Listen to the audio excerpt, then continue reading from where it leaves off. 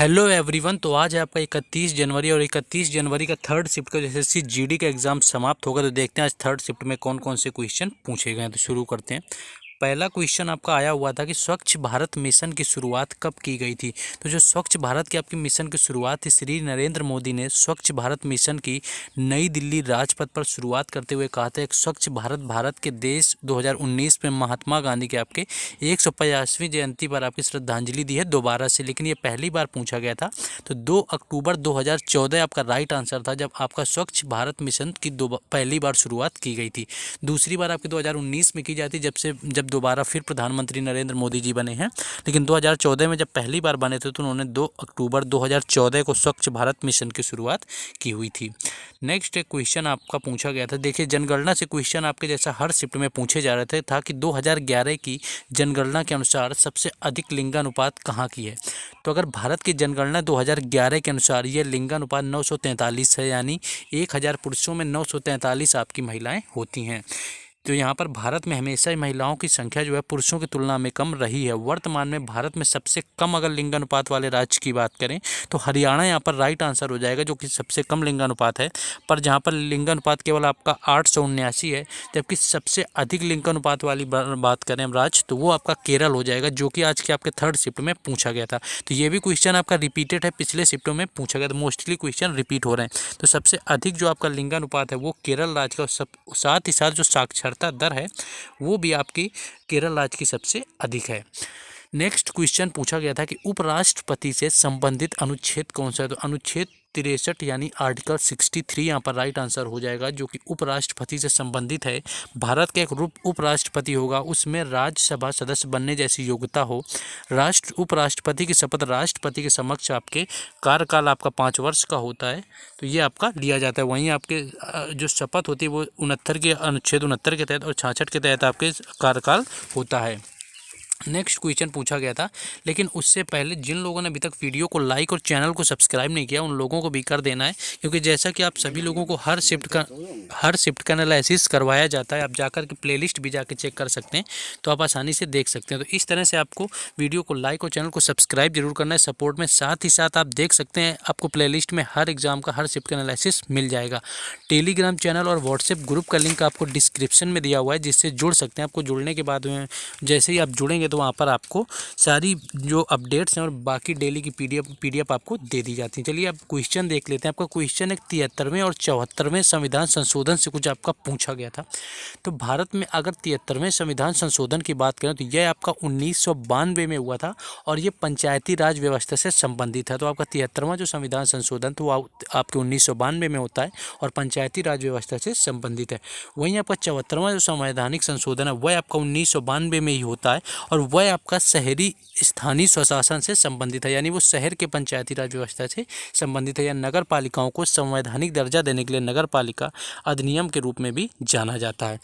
Next देखेंगे, लेकिन कुछ लोग कह रहे थे आपका सूचियों से संबंधित, अनुसूची से संबंधित आया हुआ था। तो भारतीय संविधान की 8वीं अनुसूची भारत की भाषाओं से संबंधित, और इसको आपका जो इसमें प्रारंभ में 14 भाषाएं जोड़ी गई थी, लेकिन बाद में आपको 21वां संविधान संशोधन 1967 होता है, जिसमें कि और भी भाषाएं जोड़ी गई थी।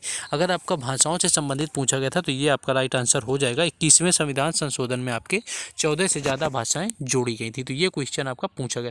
तो ये मोस्टली क्वेश्चन यहाँ पर रिपीट हो रहे हैं, जैसे कि क्वेश्चन आपका पंचवर्षीय योजना से फिर पूछ लिया गया है कि पंचवर्षीय योजना सबसे पहले किस देश में शुरू की गई थी। तो जो पंचवर्षीय योजना एक केंद्रीकृत और एकीकृत राष्ट्रीय आर्थिक कार्यक्रम है, जोसेफ स्टालिन ने 1928 में सोवियत संघ में पहली पंचवर्षीय योजना को लागू किया था। अधिकांश कम्युनिस्ट राज्यों और कई पूंजीवादी देशों ने बाद में इसे अपनाया हुआ था। तो सबसे पहले आपके 1928 में शुरू की गई थी, और जो कि जोसेफ स्टालिन के द्वारा सोवियत संघ यानी कि रूस में शुरू की गई थी। तो ये आपका पूछा गया था कि सबसे पहले पंचवर्षीय योजना कहाँ पर शुरू की गई थी, तो ये आपका राइट आंसर था सोवियत संघ। अगर आपका कोई पूछा गया था कि किसने शुरू की थी तो जोसेफ स्टालिन राइट आंसर हो जाएगा, जिन्होंने 1928 में शुरू की गई थी। और जैसा कि क्वेश्चन आपके रिपीट हो रहे हैं तो उन सभी क्वेश्चंस के रिपीटेशन से आपको पूरा अच्छी तरह से रिवाइज करवाने के लिए यहाँ तक आपके 36 से लेकर के 44 शिफ्टें अब तक हो चुकी हैं, और उन 44 शिफ्टों में आपके 700 से ज़्यादा यानी कि ऑलमोस्ट 800 के आसपास क्वेश्चन आपके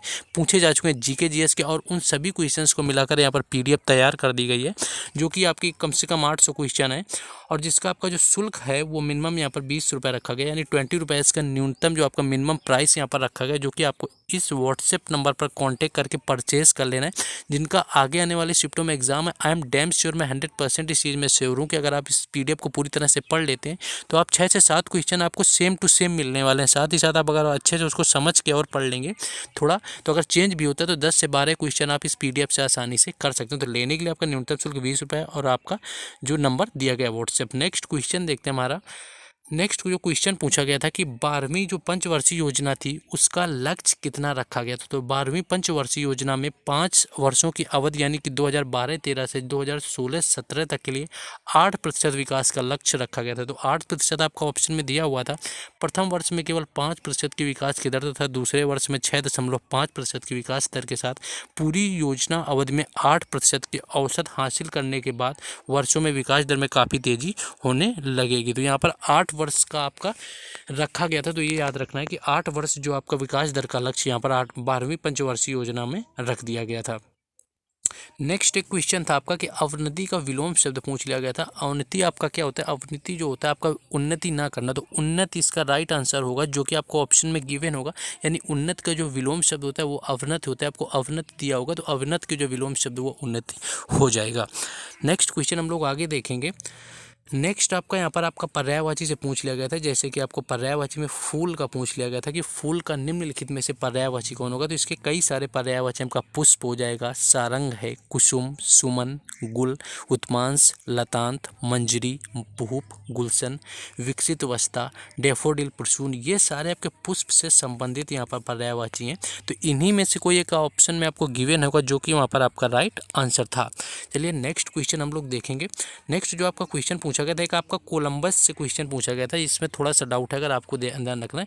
कोलंबस ने किसकी खोज की थी? जो क्रिस्टोफर आपका कोलंबस था उसने आपकी नई दुनिया यानी अमेरिका की खोज करने वाले व्यक्ति के तौर पर जाना जाता है। ये भारत की खोज करने के लिए निकले थे और इनकी मृत्यु भी हो गई थी अमेरिका में खोज करने के टाइम, और इन्हें ये पता नहीं था कि इन्होंने अमेरिका को खोजा हुआ है। ये सोच रहे थे कि भारत की खोज की है इन्होंने 1492 को 12 अक्टूबर 1492 को अमेरिका खोज कर ली थी और इनको लग रहा था कि भारत की खोज इन्होंने कर ली। इनको मृत्यु तक भी पता नहीं था कि भारत की खोज इन्होंने की है या नहीं। नेक्स्ट हम लोग देखेंगे। नेक्स्ट एक आपका क्वेश्चन आपका बिहार से कुछ संबंधित आया हुआ था। ये क्वेश्चन एग्जैक्ट नहीं मिल पाया क्योंकि ऑप्शन वहाँ पर जो नेता आपको पॉलिटिशियन दिया होता है उसका नाम नहीं कन्फर्म हो पाया है कि बिहार में जो 2019 में विधानसभा का चुनाव हुआ था उसको किसके द्वारा जीता गया था। तो बिहार का आपका 2019 के चुनाव से संबंधित एक क्वेश्चन पूछा गया था। बाकी आपका मैथ और रीजनिंग काफ़ी ईजी आ रहा है। आपका 35 से 36 क्वेश्चन आसानी से आप अटेम्प्ट कर सकते हैं, काफ़ी ईजी आ रहा है। तो ये था आपका 31 जनवरी थर्ड शिफ्ट का एनालिसिस। और जिन लोगों ने वीडियो को लाइक और चैनल को सब्सक्राइब नहीं किया उनको कर लेना है और बेल आइकन को प्रेस कर दें, जिससे कि आने वाले हर वीडियो को नोटिफिकेशन मिलता रहे। और साथ ही साथ आपको यहाँ पर ये PDF लेने के लिए आप इस व्हाट्सएप नंबर पर कांटेक्ट कर सकते हैं, जिससे कि आपको PDF मिल जाएगी। चलिए मिलते हैं फोर्थ शिफ्ट में। जय हिंद।